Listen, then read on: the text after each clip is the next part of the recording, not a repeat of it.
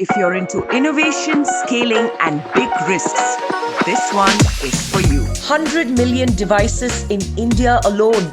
That's scale. Trust is the foundation of every partnership. 9 countries, countless challenges, yet you kept moving forward. It's about understanding the market, the people. Connecting millions with the internet. Truly transformative. Sometimes the toughest market gives you the greatest reward. Scaling across borders isn't just a strategy, it's a mission. Absolutely. The mission is always bigger than the knowledge. That's the power of leadership, Rohan. Exactly. It's about creating real change.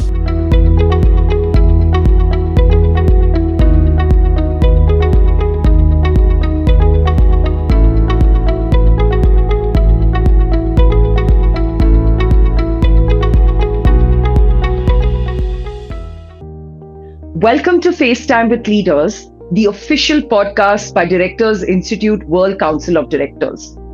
This is where we have real conversations with real leaders who are shaping the future of business, from boardroom veterans to market disruptors. Our guests share what it really takes to lead in a world being transformed by ESG, digital governance, and bold strategy. In today's hyper-connected world, few leaders have built bridges across borders the way our guest has. With over 30 years in sales, strategy, and global partnerships, Mr. Rohan Kurian has helped scale some of the most meaningful mobile tech initiatives in South Asia and Southeast Asia, including bringing over 100 million KaiOS enabled devices to India alone. He's led device launches, ecosystem partnerships, and go-to-market blueprints across more than 9 countries, from Pakistan to the Philippines. Whether it was steering mobile category growth at Spice Retail or launching digital inclusion programs through telcos and fintech partners, Mr. Kurian brings a blend of ground-level hustle and boardroom clarity that's rare to find. Rohan, welcome to FaceTime with Leaders. Thank you, Priya. Thank you for having me here. And when you say 30 years, it sounds like a very long time, but I generally don't feel it's been 30 years.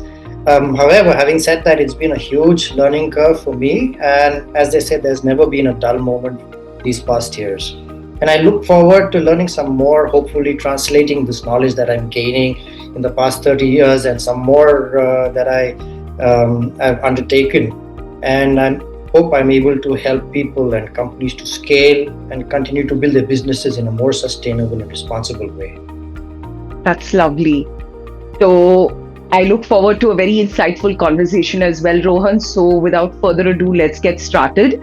Sure. So Rohan, could you share your career journey with us in your own words?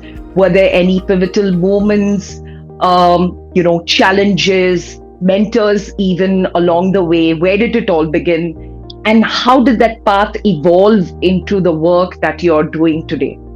I started with selling credit cards. So that was a very short-lived span. So I don't even mention it to anyone. But today it just came to my mind where it's all started. So one thing I remember about part of selling the credit card journey was that the initial 3 days I was just made to mug up a script, right? Okay. And on hindsight, it made a lot of sense now, right? So having said that, my actual professional or corporate journey, or should I say learning journey, began with Nestlé, which I had actually had interviewed for and eventually joined them. So I considered that as my first learning ground. And again, there similar thing happened. The first 10 days of my induction was training of the product, training about nutrition, training about a lot of science, which I did not really understand why I was again back to school. But I realized once I went to the market, when I got my independent territory, that I was dealing with highly qualified professional from the medical fraternity.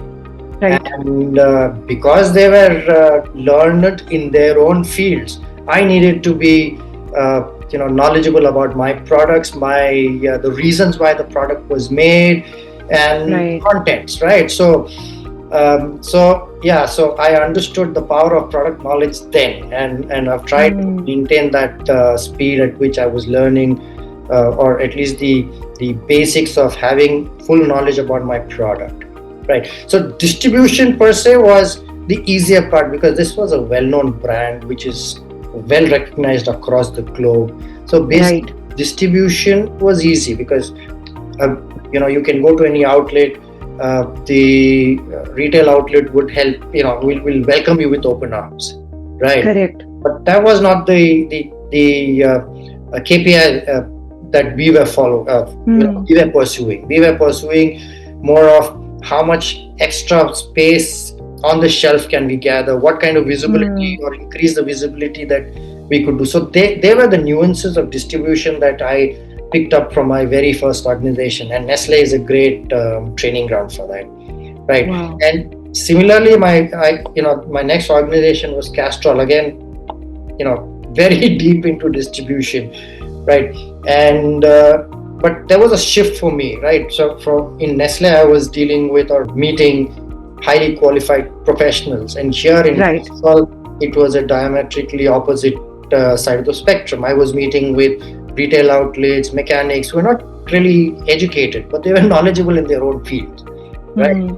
So the challenges were different, but I learned a lot about how to manage channel, how to manage relationships, how to manage key accounts, working with the mechanics, and they were basically advocates for my product, right? So I had to change my selling style basis them, and Castrol was a company where I learned about world-class sales call.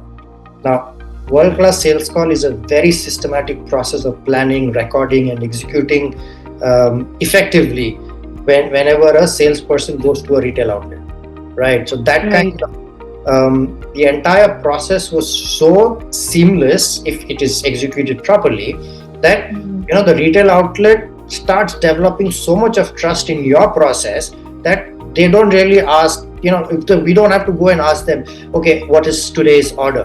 What should I supply? No, so we just get into the outlet, count the stocks, and give them a order saying, this is your order for today, sign. So they would sign, and then the entire cycle would move so smoothly, and there was so much of increment in terms of the relationship that we could develop with the retail outlets, so much of advocacy that could be generated out of just the sales call process. So having said that, these were two companies which were set in their processes, but there is so much to learn in just conformity, so much of knowledge available there. Absolutely. I think you made a very interesting point there where you said there's so much to learn out of conformity, and somewhere it reminded me of this movie Karate Kid, the first one, where Mr. Miyagi tells his student, like, wax on and wax off, like, and the guy just wanted to kind of say, like, why, like, so there was a method to the madness, I guess. Correct.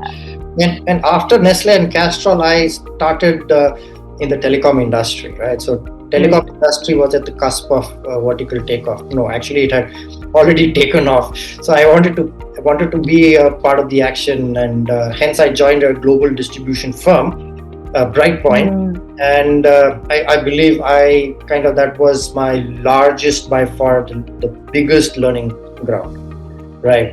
So I'm coming from a company which had set systems and processes, and here was a company which was pretty, globally they were present for a long time, but in India they set up their organization. So they were in the process of setting up their systems and processes, and I, coming from from a set system and process company, was then able to use my knowledge of what we were doing and helping them build the systems and processes, and in the meantime I set up a channel, I set up new businesses as part of the the responsibility that I had been given. And over a period of time, I was managing businesses independently. I brought in new brands in our product portfolio, launched some industry firsts. I launched the first Android device with Google Mail Services in India, which was the HTC. And some more new products like the navigational devices, etc.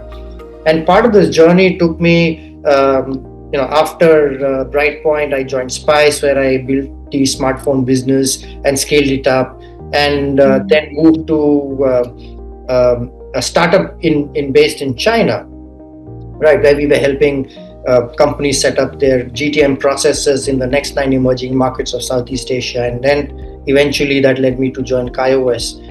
And KaiOS was pioneering internet connectivity solutions to include the underserved population, because majority of the people including India way back in 2017 were not using internet, right? But KaiOS had such a brilliant and beautiful product which was addressing this challenge, and this was a truly enriching experience. I cherish being there, and here we had to constantly upgrade our products, bring in new partnerships. We could engage the customers meaningfully. And the management team of my previous few companies mentored me in a way that forged my leadership style and is keeping me in good stead even today. That's great. I think all the experiences, that collectively that you've gathered along the way, and all those key pivotal moments, I think they just add to one's career path. And thank you for responding with a lot of candor. I really appreciate it. And moving on, Rohan, now you've built partnerships across 9 countries, which is huge. And when it comes to, it's a completely different landscape. And when it comes to building trust or even maintaining relationships with stakeholders across such diverse cultures and markets. So, in your opinion, what have you learned that works and what doesn't? Yeah, so I've worked with companies which have been great learning grounds, and companies in Brightpoint and Spice. I also got exposure to the overseas geographies, right? So besides that, my growing up years helped me develop a lot of my blueprint for partnerships. But my father was in the Air Force, and hence my childhood was all about new school, new places, wherever my father was posted. And I got to experience these cultures and different people within India. So that actually helped me a lot. When I started working with partners across the globe, these childhood experiences and memory helped me a lot. I was tuned to looking at cultural nuances, respect the local ways of practice, appreciate the methodologies of going about, people going about their business and what they gave importance to. And this was something that I adopted even for international market. It came very naturally to me to adopt these practices in the different countries.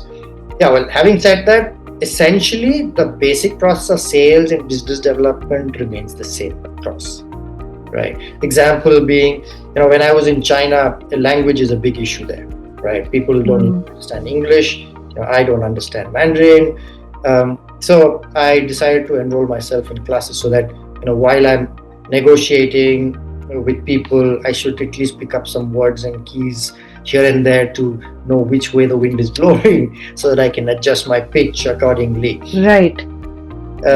But people, not only in China, but across other countries as well, have been very, very respectful, right? They understand that there's a gap in communication. So, they will try and repeat the same thing. They will try to, break it, in broken English, or the best use of technology being they would just use translate.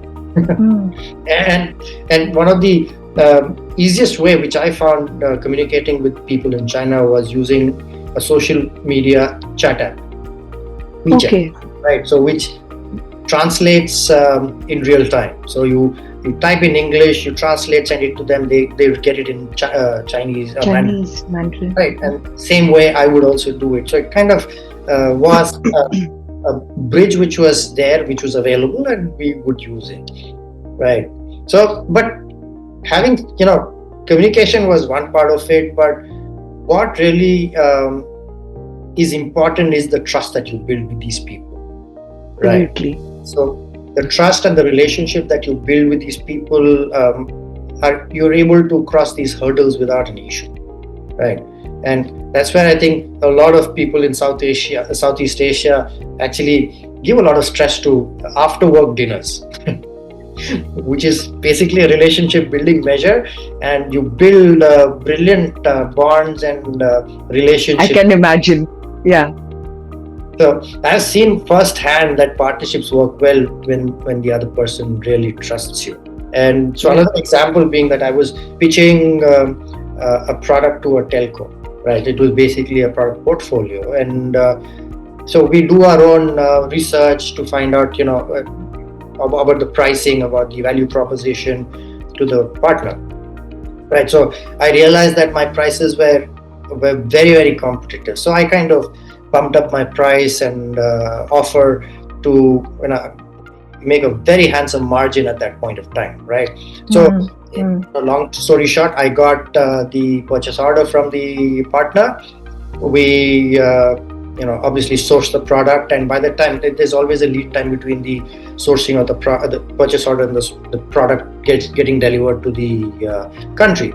So there was a lead time, but by the time the product arrived at the doorstep, the prices in the ecosystem had changed, and the telco obviously got to know about the pricing. So they requested us to align our prices to the new scenario, right? But since the purchase order was already done, I had already built up my castle in the air with the extra margin.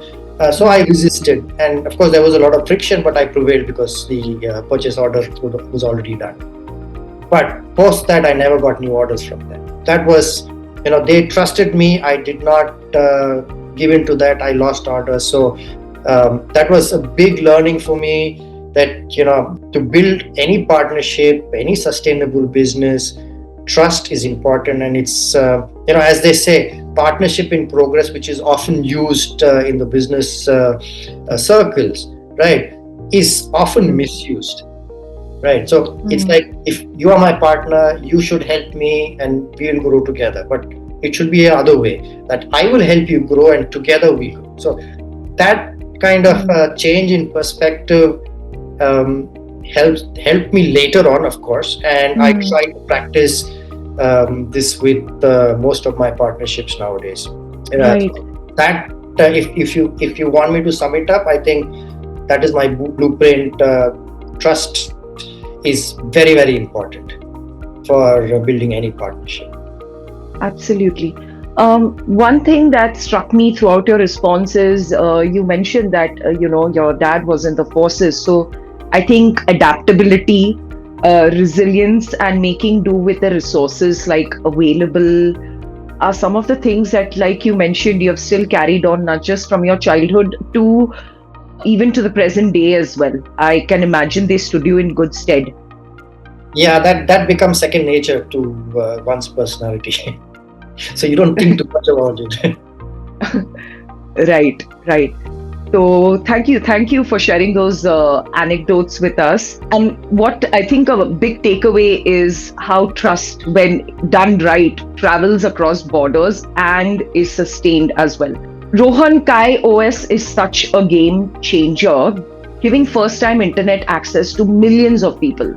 Now, out of all the partnerships that you've led, especially in South Asia and Southeast Asia, were there any that really tested you, but also delivered something which was incredibly rewarding? Yes, for sure. So this is a very interesting question. The fact that KaiOS was endeavoring to change the landscape of how people, not really how people, or how many more people can access internet, right? So it's just not about how, but how many more, because there were already people accessing internet via smartphone. And a majority of the people were still not having access. So the KaiOS founders are really inspirational people, right? So one of the early partnerships in India was with Jio. The partnership in Jio actually helped open doors for us quite a lot across the globe. And Jio, being Jio, they are a mammoth organization, and they don't do anything in small scale, right? So partnering with Jio was a very, very big win for us. So Jio launched our smart feature phones, as we call it. It is a feature phone form factor having smartphone capability. So they launched the KaiOS powered feature phones in India in 2017, and very soon it got a lot of traction, and people started accessing internet. Now, I had this huge use case of how a relatively new entrant like Jio, because Jio only had 4G licenses, right? And they came and democratized data usage in India, right? So that was a huge use case for me, and data users by far achieved better revenues than just voice and text users, right?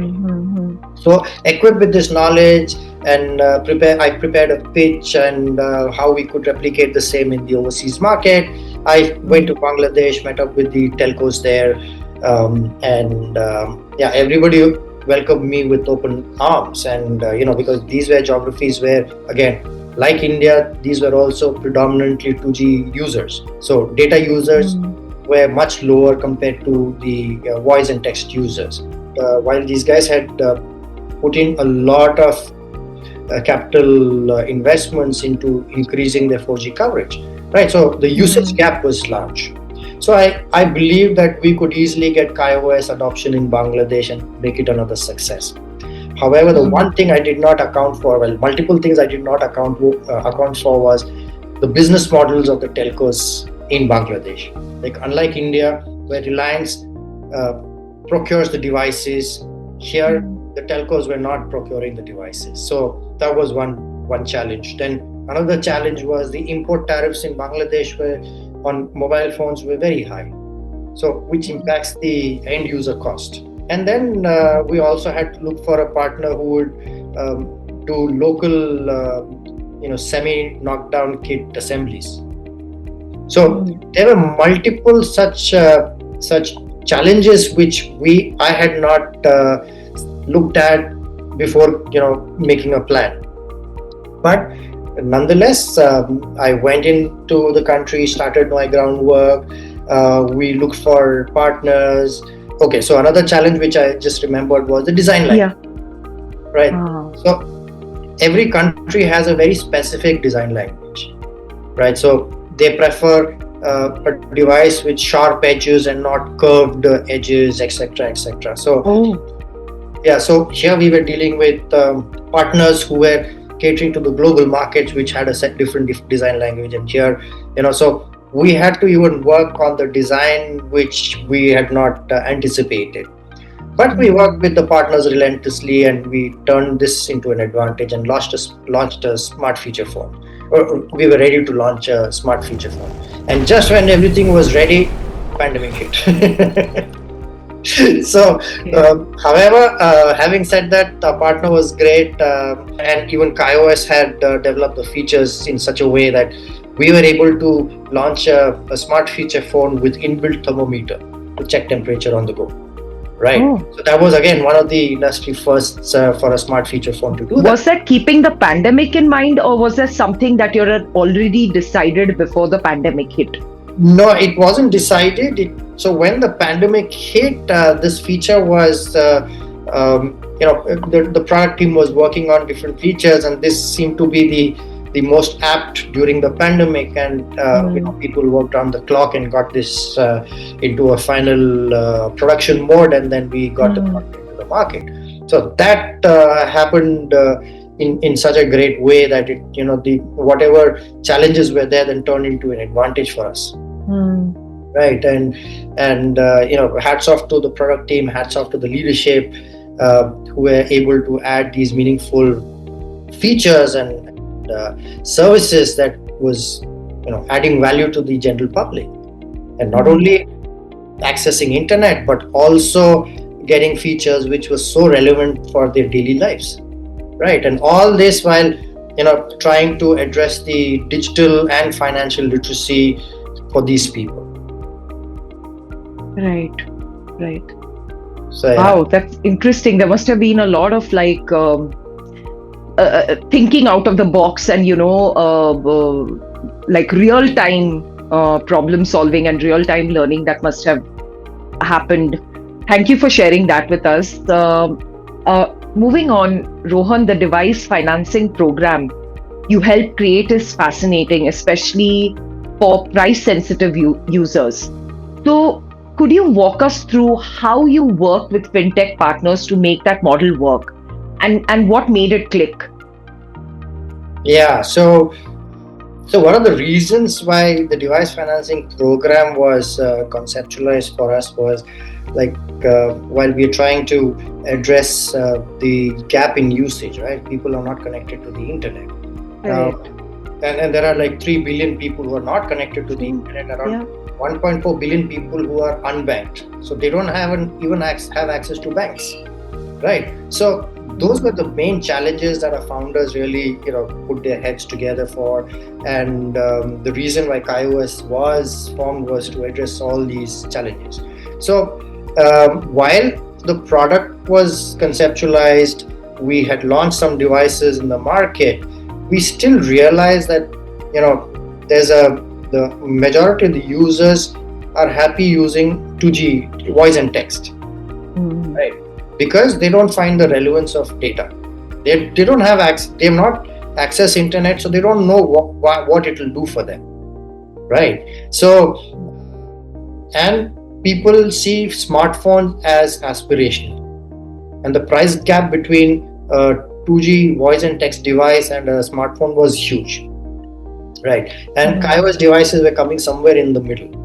So again, there was a slight gap between the 2G voice text device and a 4G smart feature phone. So we wanted to bridge that gap, and hence the device financing program was conceptualized.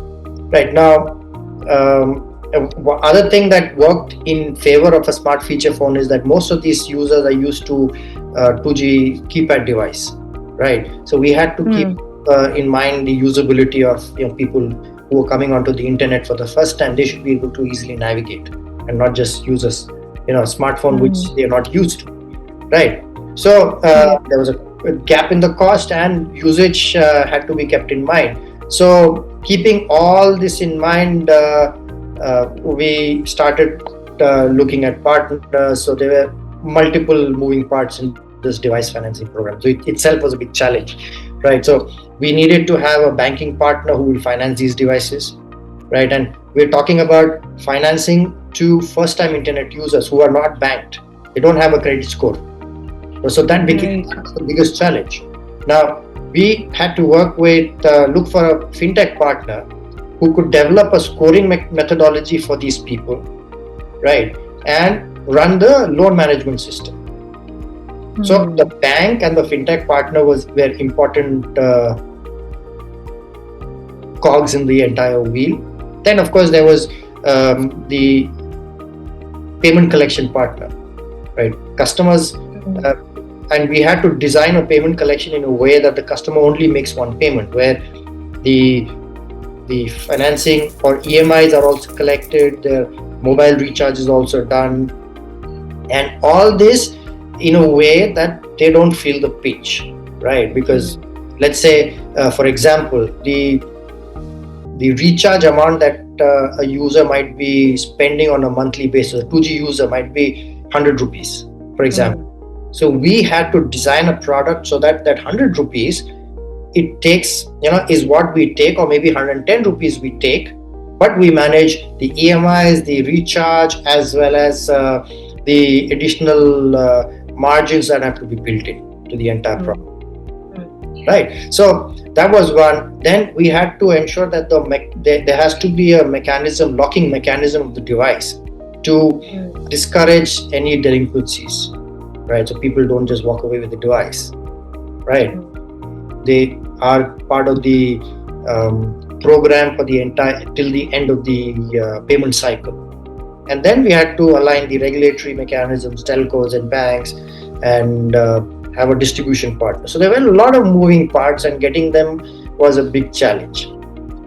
However, fintech partners, there are plenty of fintech partners, who also share the same vision as we were. So getting them to do a credit scoring, running the loan management system, and they helping us with the banks and getting the loans done for this program. So all that actually started working. We got the ball rolling, and slowly it kind of came very close to execution. And KaiOS built the lock on. We built the lock. And we built a lock which was layered on the hardware itself. So jailbreak or software, the device lock cannot be broken then. Right. So all these activities working in tandem with everybody's work schedule was challenging. But when we executed, we saw how well it took off. And today, millions of users now are getting the benefit of a device financing program, and you can judge by the fact that the data usage on a KaiOS powered smart feature phone is almost 6 GB to 10 GB data every month, right? And our CEO's vision and the product team's hard work did not just stop at device financing program. So they went ahead and developed a payment acceptance terminal.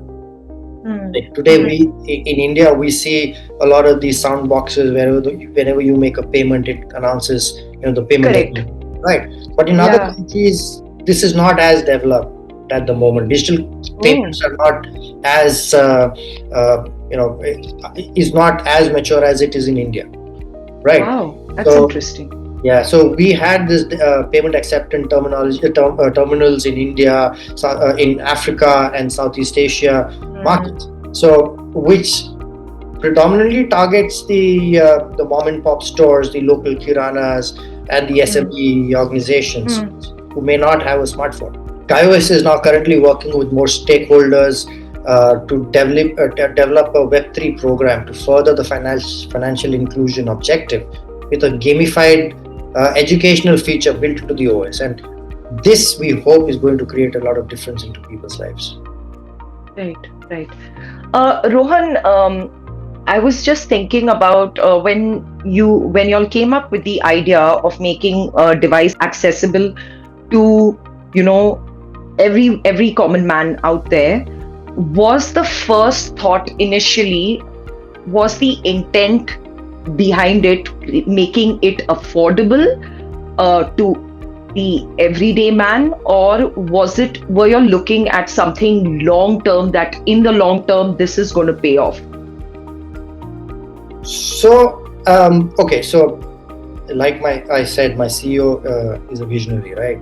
So there have been studies done.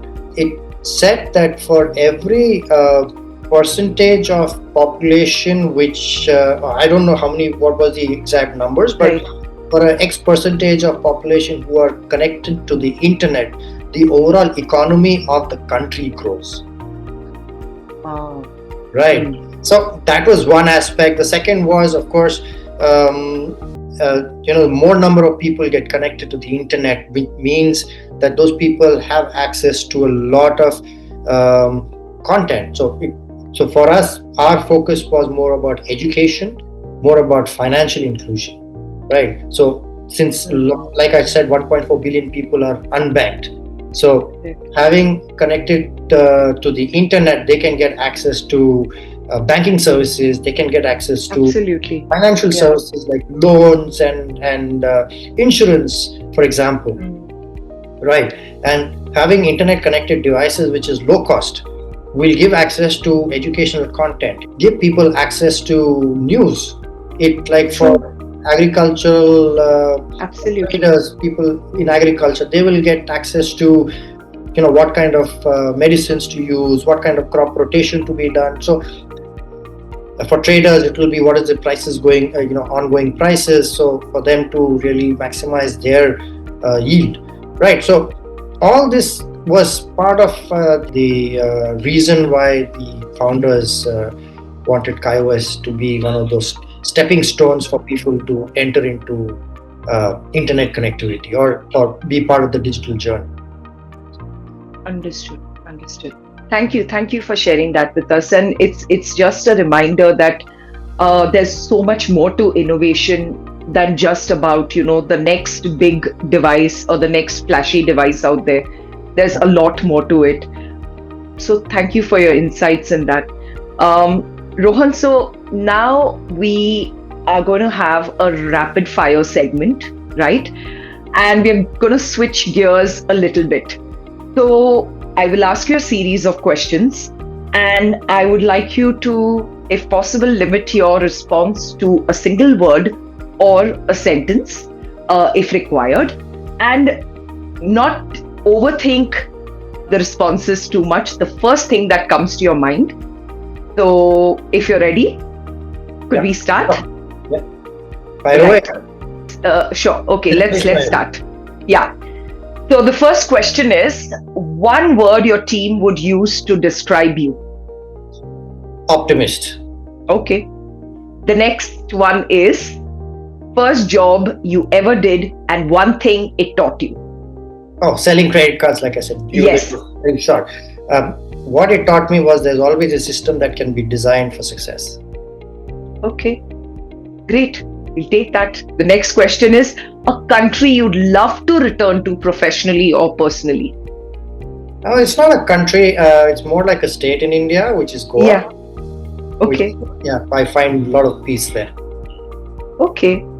Next question. One piece of tech you cannot live without today. I think majority of the population cannot do away with their phones, so that remains the same for me as well.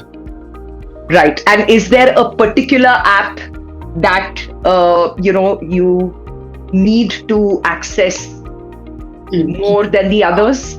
I am all over the world there. So I don't. So I have not really developed a addiction to any one single app. So I can do away with the phone for a longer period of time as well. Understood. And the last question is, one piece of advice you'd give to your 25-year-old self. So I would tell my 25-year-old self to learn for yourself, not to impress others. Learn for yourself. Learn not to impress others. Yeah. Right. I think so. We end this segment on that very sound piece of advice that you just shared. And it's interesting. I think our audience is going to enjoy to see a different side of a leader. So thank you so much for playing along. Rohan, while KaiOS has opened doors for millions, we're also seeing a spike in digital scams in these very markets. Things like spoofing, forwarding, frauds, targeting first-time users, etc. So, given your close work with telcos, governments, fintechs, how do you see the industry balancing digital inclusion with digital safety? And is user education part of your GTM strategy from day one? Yes, absolutely. Digital security is an imminent threat, especially to those first-time internet users, and they need to be protected from such potential threats.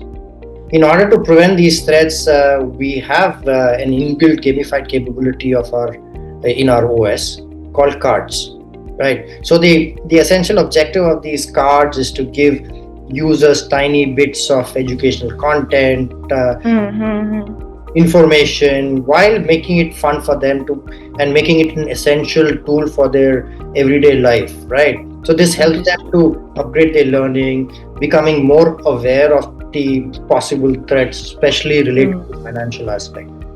Now, having said that, KaiOS has an application store, which is it's closed, right? It's not like anybody can develop an app and upload it into a store. So it goes through a stringent check.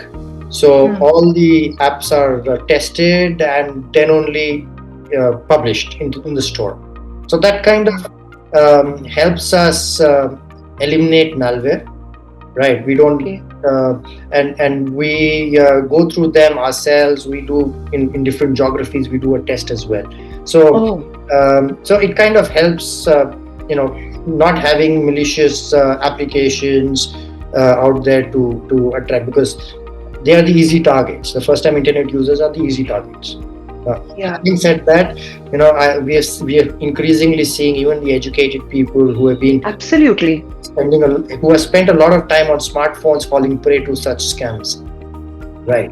And we encourage even the government, regulators, and even the telcos who are providing services to, in terms of educating people, in terms of the spam notification when a phone is ringing. So, we welcome that. So, but having said that, fraudsters always find new novel ways to rob people. Absolutely. And and we will continue to help and educate our users of potential frauds and give them tiny bits of information so they can keep a lookout. And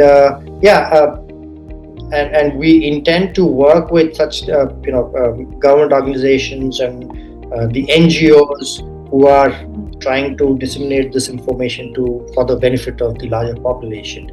And we do work with the organizations and even funding organizations who are giving grants, and we work with them and make this education as part of our GTM process.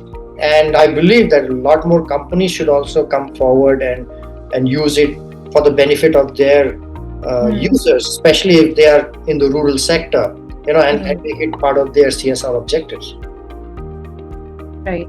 Thank you for your insights. And I think it's an important reminder, while digital inclusion is powerful, but only when people feel safe, having access that they've been given, and use it responsibly. Right. Thank you for your insights. Now, Rohan, we've learned that you recently joined Directors Institute. So what made you take that step, and how has that experience helped you or added value to your professional journey, or how is it sharpening your governance mindset? We'd love to hear. Okay. So while I was working with KaiOS, I started my own advisory and consultancy firm to help organizations and individuals with their sales and channel expansion and GTM strategies. And I noticed that there were large gaps in some of these organizations in terms of their systems and processes. Right. Some of them are new, some of them have been existing for some time, but there were gaps. And governance in general is also something which was not given too much of importance. So hence I decided to equip myself with more knowledge of a board member, not only to see the glaring gaps, but also be able to detect the ones which are hidden under the surface, right? And that was my basic motivation, so that I can help these organizations and at least point them in the right direction, so that they can build their businesses, which could be in a more sustainable manner, and hence I eventually add value to their business. Though it is early days for me in my learning with Directors Institute, and I'm discovering and rediscovering a lot of aspects of running a business successfully. And for me it was be better late than never, right? So I believe learning with Directors Institute will add a lot of value to my advisory and consultancy capabilities as well. And I can now target to cover overseas geographies as well, which I wasn't looking at earlier. And I look forward to completing the program. That's great. And we are glad that it's adding a lot of value to your professional journey. And thank you so much for sharing that with us. Your kind words and encouraging words really mean a lot. It's also inspiring to know that regardless of one's, experience or age or, availability of resources, I think learning is something that is lifelong. And there shouldn't be factors that hinder us. There's always something new to learn every day. So thank you for sharing that with us. So we've neared the end of the interview. So Mr. Rohan Kurian, thank you so much for being here with us today. And you gave us not just insights into strategy and scale, but also the human side of partnerships, decision making, and leading across cultures. And I'm sure our audience members are going to have plenty of takeaways. So once again, thank you so much for joining us on the show. Thank you, Priya. Thank you for having me once again. And to all tuning in, whether you're working on market expansion, building distribution, or entering the boardroom space, we hope this conversation sparks something valuable for you. This is FaceTime with Leaders, powered by Directors Institute World Council of Directors. Until next time, stay curious, lead with purpose, and always keep learning.